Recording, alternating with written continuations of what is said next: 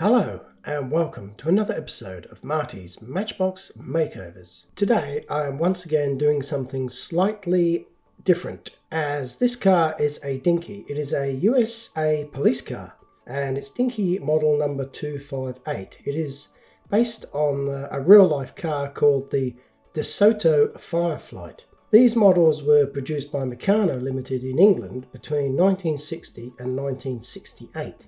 Now this particular one I have had for many years, and I can tell you exactly where I got it from. It was from a person called Ken Stone from Emerald in Victoria, Australia. So Ken, I hope you're watching, and if you are, send me an email because I'd like to talk to you to see whether or not you'd want this back.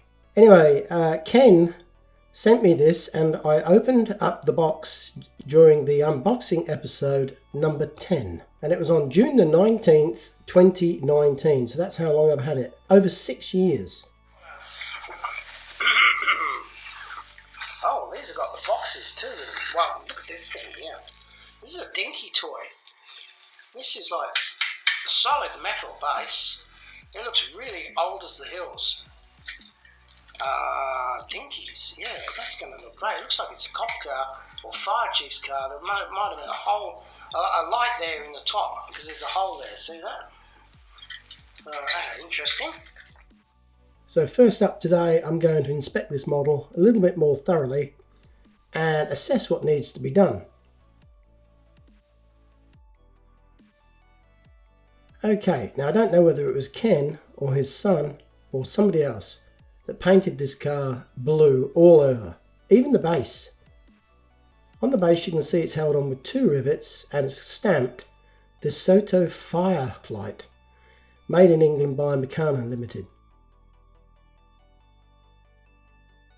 So it's a police car and it's supposed to have a beacon on the roof. That's what that hole's for. And an aerial at the back for the radio communications, which is essential for all emergency personnel.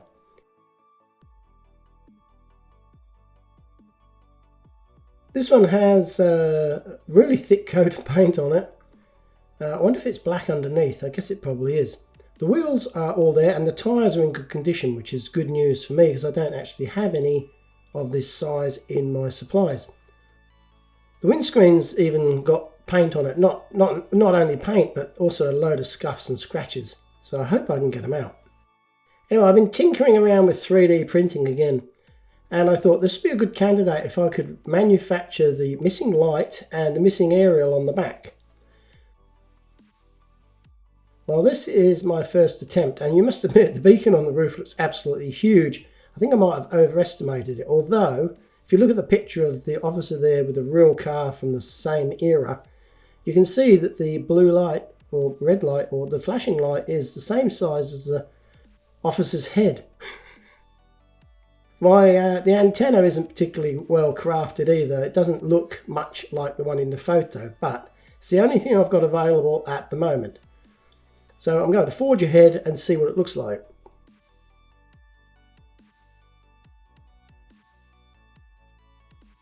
So I've got my drill set here. It's actually a special set of tools I use for taking the base off and fitting it again. I don't know what that is there. It looks like my wife's been stirring some body filler with it, like plaster or something. Anyway, I think it's the right size to get these rivets out, so I'm going to give it a go. Hopefully it will cut, even though it's covered in that white gunk, whatever the hell it is.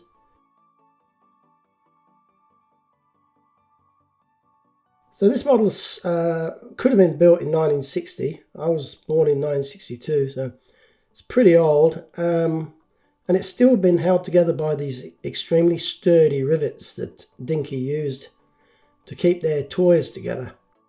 Obviously, a model like this would have been played with a lot from when it was new. And it's quite surprising that the wheels and tyres and the base are still all intact.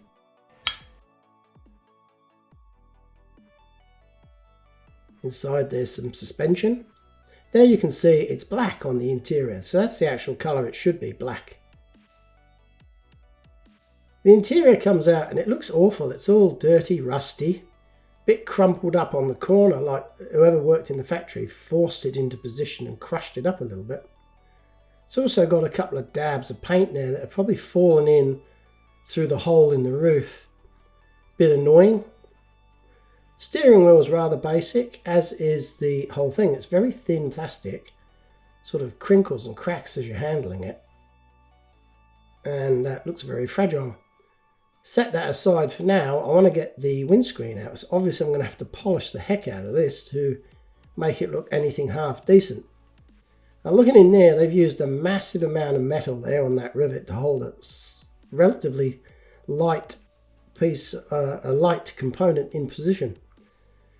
Unfortunately, it's started to crack. This transparency's got two big holes in it. Not surprisingly, it's cracked down the center. Now it's stopped, thankfully, before it's gone onto the windscreen itself, so it's not visible when it's back together. But what I've done is I've stop drilled it with a little drill through the end of the crack to prevent the crack from continuing across the windscreen. Using the spring-loaded center punch, I punched the center of that hefty rivet and I commenced to drill it out. I don't want to drill through the roof. The thing is, there's so much metal on the end of that thing, it's going to take me quite some time to drill it out. And I am being cautious, and I'm using this, you've probably seen it before, modified drill that's got a shallow cut. So the fact that I started with the small drill is good, because it means that this rather flat drill will self-centralize. If there's nothing for it to work into, it will tend to wander a bit. I'm very scared the windscreen is going to either shatter or not come out at all. I've noticed there's some blue paint underneath the windscreen between the roof and the windscreen, and it might be actually gluing it together. So even if I get this rivet out, I still might struggle to get the window out. So I've got a plan here. I've got this mobile phone separation tool and I'm just squeezing it into that gap. All I wanted to do is break the bond between the paint and the transparency. Hey! Scared the crap out of me. And it came out rather unexpectedly, but look at the amount of paint on the top there. No wonder it was difficult to get out. So here you can see the hole I drilled to prevent that crack. That one's, the cracks come from the middle. It's gone towards the front and stopped because of the beacon hole, and it's gone towards the back. And luckily I've caught it in time. Now to put the base back on, I was going to use these little button screws, but no, today I figure these rivets are more appropriate because it's going to look like the real McCoy when it's back together. And that's what it will look like. Obviously not with the shank of the rivet there. I'll be knocking that out. So the plan is to drill a hole and fit these little rivets in at the end when I put the base on. So it's a 3mm rivet, which is quite large. The reason I picked the 3mm is because I've got thousands of them. I did start with a 2mm and I realised I only had one rivet. Can you believe it? And I've literally got thousands of rivets, so I could only find one 2mm. So I had to go up to the next size, which is a 3mm. So that was a test fit. It's going to look good. I've just got to knock that shank out. There we go. Do 2 of those. And set them aside for when it's time to put the base back on. Super. There we go. Keep all my little bits in a disposable container so they don't get lost. Sometimes the cat comes in there at night and pushes stuff on the floor. Must remember to shut the door when I finish tonight. So here I'm using that cylindrical grinding stone on the end of my Dremel to take that flared mushroom end off of the axle. As is normal, I'm sure you've seen it in mine and other people's videos in the past. It is fraught with danger in that you can chew up the tyres if you don't pay attention. Here I'm using my thumb to keep the tyre away from the tool and my finger to push the axle constantly through with light pressure to allow it to turn whilst it's grinding but not move outboard. Right, this is the last of this can, so I'm just dolloping the whole lot in there. There's not a lot in there. I have another new can on the shelf ready to open. So I thought I'd finally get rid of that one. It's been kicking around for years. I know it looks like I use a lot of it, but it does seem to last a very long time. And once again, the paint is no match for the paint stripper. It comes off extremely easy.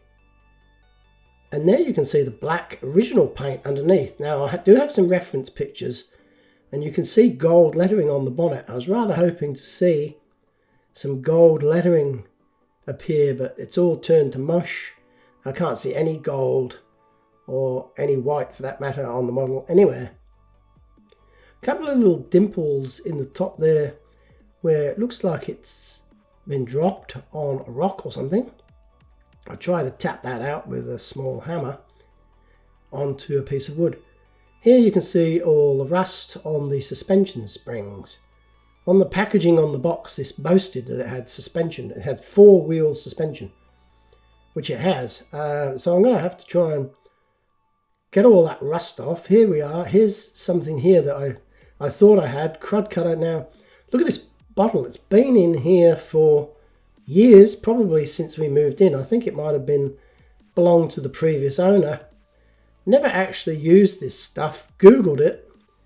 And it's got phosphoric acid in it, so I added that to I drew that on the bottle there, you can see, so that future generations will now be alerted to the hazards involved of using this product. Anyway, once again on Google it said all you do is you immerse the rusted part into this crud cutter, and I was rather surprised. A pleasant green colour, almost luminous. It just says leave it overnight or for several hours until you get the desired results. So that's what I'm going to do.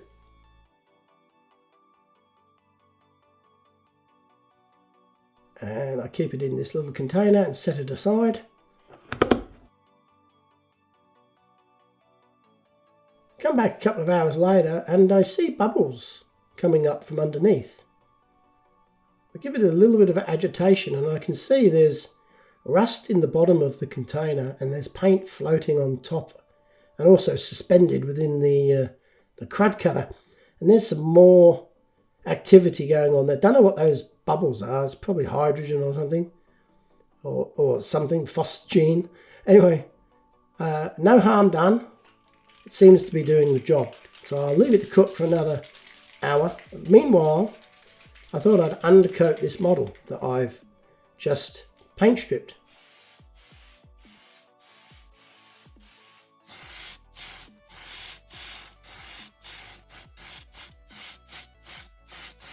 Using the Tamiya fine grey undercoat, does a lovely job. Put them up there on those magnetic clips to dry, dust free hopefully.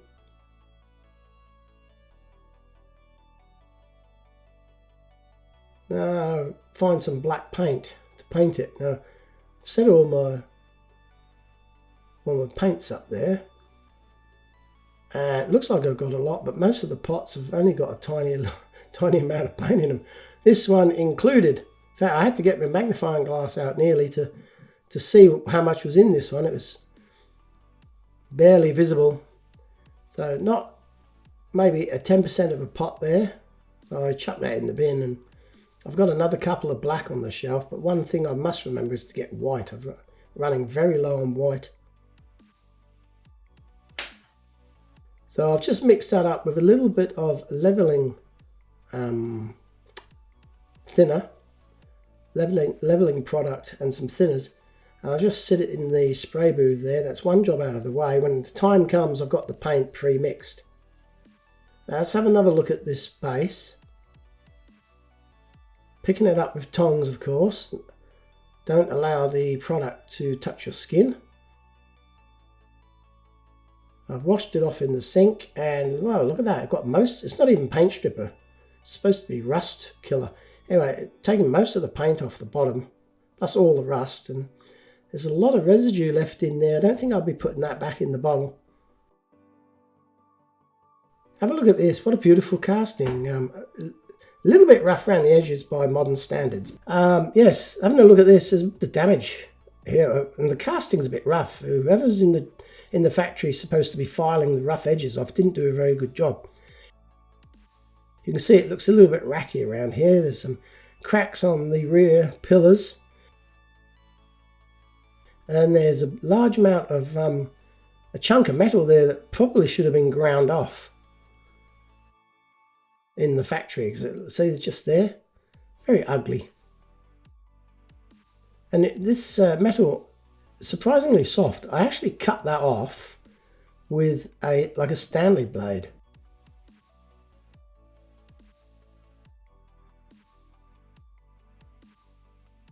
And for the cracks, I've kind of rejigged the roof, and I'm going to cheat a little bit. I'm going to use filler to conceal the cracks. It's only a display piece anyway. No one's going to be playing with it. There is a little dip there on the back. I do rectify that also by putting some pliers in there in the rear window aperture and just flexing it up by opening the pliers. I had to be very careful that I didn't actually crack any other pillars. I didn't crack those pillars. They were cracked already, but I didn't want it to get any worse. So it's quite a scary little moment. These wheels are absolutely beautiful. If these were made and fitted in 1960, this car has not done too many kilometres, I can tell you what. This is a little bit annoying when people paint their cars and their kids and they get paint on the tyres and on the rims and on bits that you shouldn't have paint on. So I've got to clean that off. So here's having another look at the model after I'd filled those little cracks and filed off some of the ugly chunks.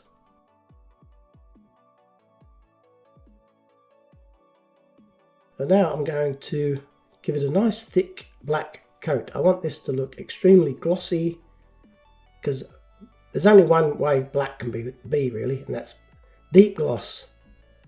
So that's what I'm aiming for. Once again, I do a test spray inside the model, so if it goes on, sometimes it goes on like sandpaper for whatever reason. I haven't worked that out yet. Today it didn't, which is good.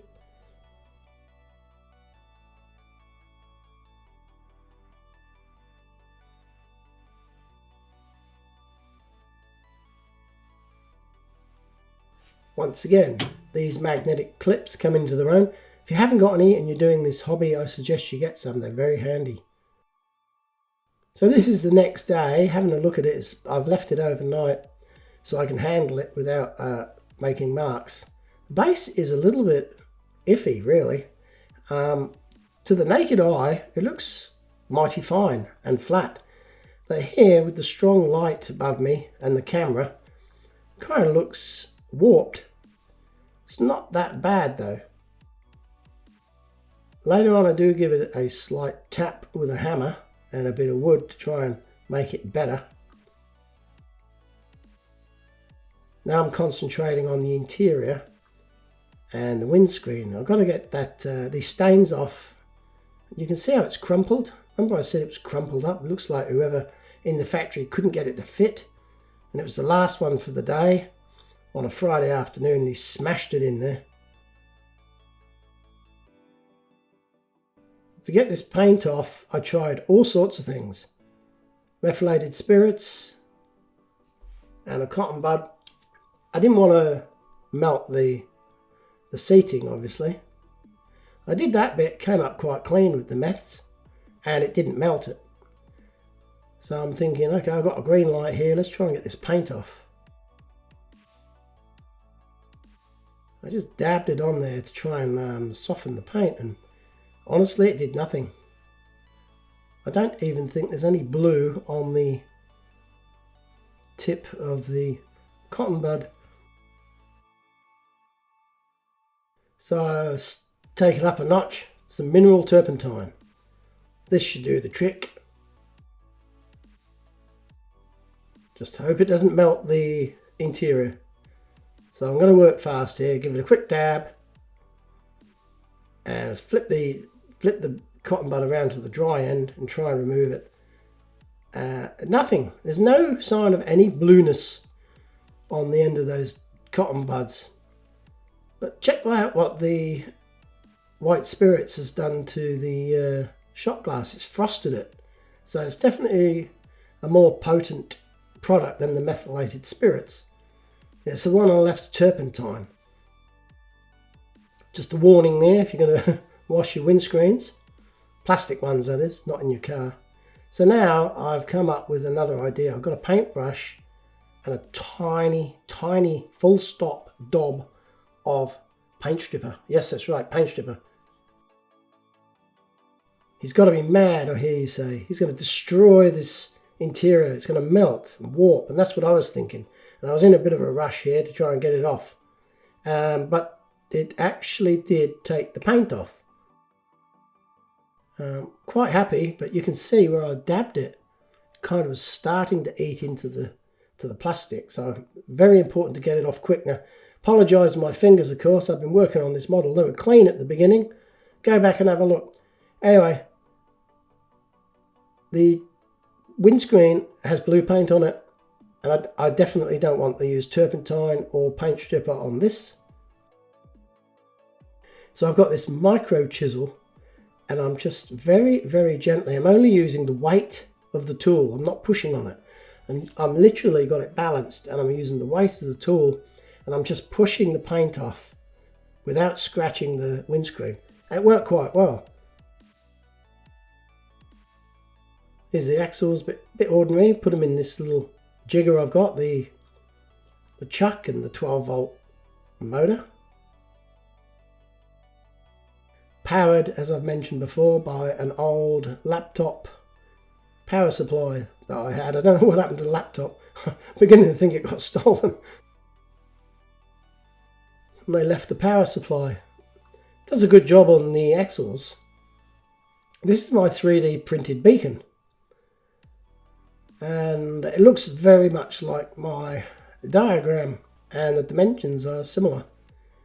So what I did was I actually made it a bit smaller because that one was a bit big, and I painted it with some chrome ink with the intention of painting the top with the clear red when the time comes. I'm putting the wheels back on. It's gone quick, hasn't it? I'm already reassembling it, making sure that the axles are sandwiched between the spring plates and the base.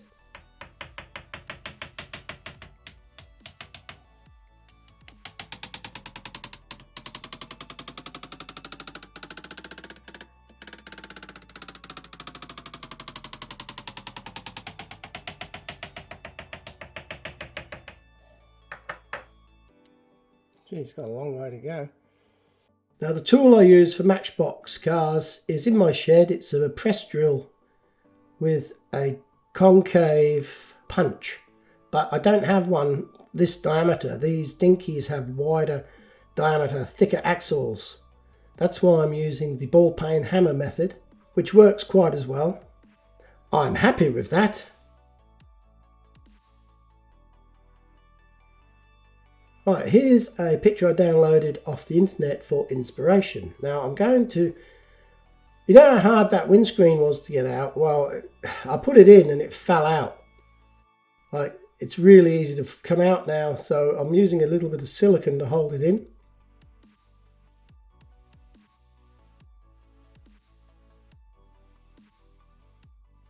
Because when I first did it, I put it in, I turned it over to put the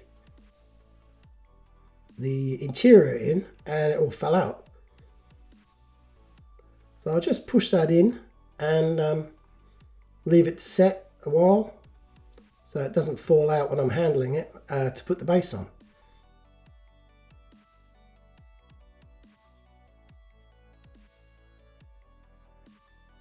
I did paint the doors. Here's a tip: if you're going to do this model, don't paint it black.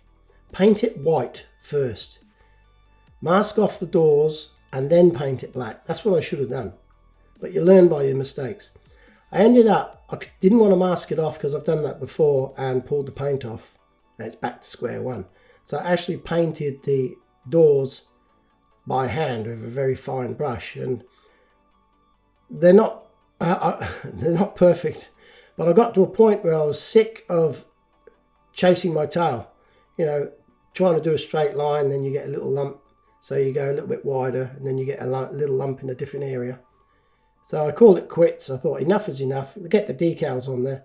It'll still look $1 million.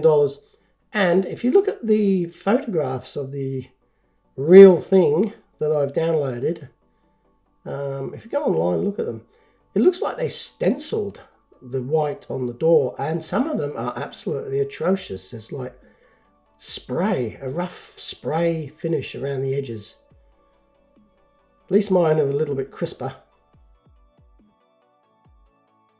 So the front rivet went in really easy. The back one was struggling. I had to twist it a little bit, and I ended up just giving it a tap with a very small hammer, and that's all it needed. It sat flush with the base. I was pushing here and I thought, I'm not going to do this because I'll end up scratching it, putting fingerprints all over it. So that's why I tapped with the hammer out of desperation, and it worked. That's my 3D printed aerial. That the golf ball tip is a little bit big, not quite to scale. But my first attempt, and it's all I've got at the moment, so I'm running with it. One day, if necessary, I'll drill out the rivets, if I can obtain a real one, or even if I can get my printer calibrated and print a thinner one, I'll probably drill it out and put a better looking one in. Anyway, I jazzed it up with some liquid chrome, and it looks okay. So now it's time to paint all the chrome, and there's a lot of chrome on this model. And it took quite a while using the No.258 chrome ink. It's a beautiful product. Instantly everything is chromed. And then I have to leave this to dry for quite a while before I can put the decals on. I've noticed this at the last minute, and I hadn't noticed until now. I downloaded some more pictures offline to see where the chrome had to be painted, and I noticed that the tail lights were painted red, so I thought, oh okay, another nice little detail to add to this model. So a lot of thought went into this model, I can tell you that, because of all the fine details, like the tail lights being painted like that. They went the extra yard there, because that takes man hours and paint, of course, and it doesn't add much to the model play value, but it just looks a little bit better. It's good of Dinky to take the time to do that. So these decals are unusual decals. I wanted to get them right. I wanted the gold on the bonnet and the boot and the black on the doors. Now, I can't print gold decals, so I sought professional help from a company in Horsham, which is near where I live, called Bevan Art. And they're sign writers, and I got to know them through work because they put the large decals on some of the machines that I assemble. And they kindly offered to make me some decals. When I approached them, they said, yeah, no worries. Give me a picture of what you want and we'll see what we can do. Anyway, the very next day, Brad rang me up and said he'd done them. So these are what they are. They are die-cut decals, and they look amazing. A little bit fiddly to put on, to tell you the truth. Not as easy as wet transfers, because the wet ones you can move around after you've placed them. But these, you have to get it right first time, else you are stuffed. And you can't actually see very well through the backing paper either. So they're probably not actually ideal for this hobby. Oh, no. But the fact that they're gold, and he managed to match the font. Apparently the font is called Bolt. He recognised it immediately. I thought, there's no way known a sign writer can match a 60-year-old font, 70-year-old font. But they did. He matched it immediately. As soon as he saw it, he said, that's Bolt font, that is. And I'm thinking, these are great. And the very first one I put on, I kind of stuffed it up. I hadn't pressed down hard enough on all of the letters, especially the P. So when I was peeling off the backing sheet or the cover sheet, I was feeling really, really pleased until the very last letter, the P, came off. Prematurely left the model. Went on all crooked and everything, and I was very, very frustrated. And cat's got a golf ball. Go away. Where was I? Yes, so that was very fiddly to get that police decal on. It was very fiddly to get that police decal on the very first one, but I learnt from the experience that from now on, when I'm using these decals, I need to press them on firmly before pulling off the cover sheet. So here we go. This is the first of the door ones that I did, the black lettering on the white panel. And this is the good bit. This is the bit that makes you feel good when it works. When you have a win, you pull that off, and all of a sudden this model just looks like it's a proper dinky car all of a sudden. So let's have a reminder of what I started with at the beginning of this video. A really tatty example of this car. You wouldn't even know it was meant to be black and white. This is what it's supposed to look like. It looks absolutely gorgeous. The gold against the black is the thing that makes this for me, plus the contrasting chrome and red beacon on the roof just makes this look extra special. I did give some extra chrome highlights to the end of the axles, and all in all I'm quite pleased with it. A mighty fine model, which when it sits on the desk is probably one of the favourites that I've ever done.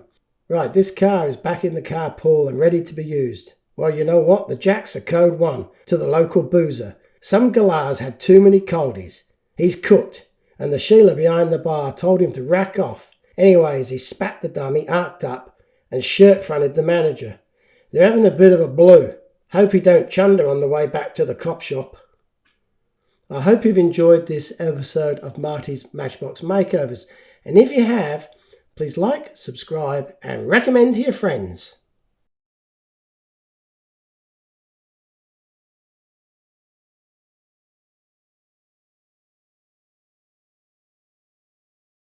A little bit rough around the edges by modern standards, but... Oh! Get out! What's going on? The cats are fighting. Oh, scared the crap out of me. Get out! Anyway, where was I?